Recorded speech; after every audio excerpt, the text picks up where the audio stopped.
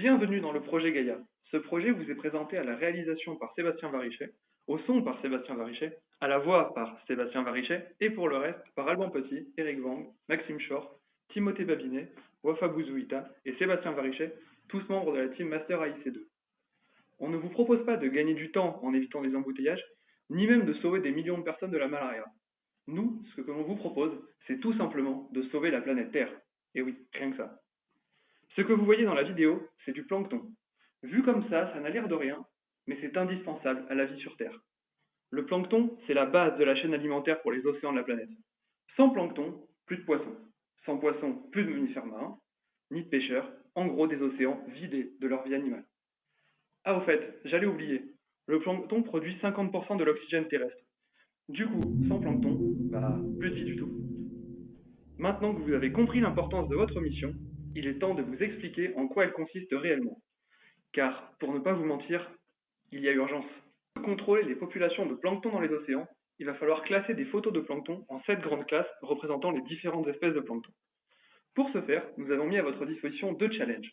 Le premier utilise directement les photos en entrée. Le second vous donne les features associées à ces photos. Libre à vous de choisir un des 2 challenges. Les plus téméraires prendront le premier, les plus raisonnables le second.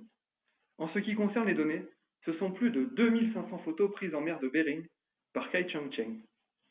Cette base de données a été utilisée en 2019 pour prouver l'efficacité des CNN, des réseaux à convolution.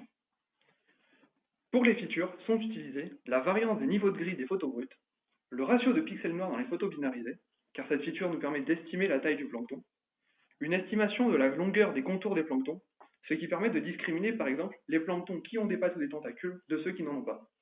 Les dernières features correspondent à la somme des pixels noirs par ligne et par colonne. Ces features vont être utiles pour discriminer la forme des planctons. Vous l'aurez compris, il va vous falloir utiliser des classifieurs. Beaucoup d'algorithmes peuvent convenir, que ce soit Decision Tree, Random Forest, KNN, etc. La métrique utilisée pour le challenge est la Balanced Accuracy.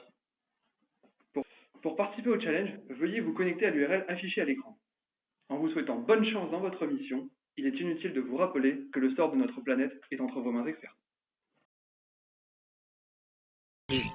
Je n'arrive pas à croire que ça marche. C'est comme voler un bonbon à un bébé.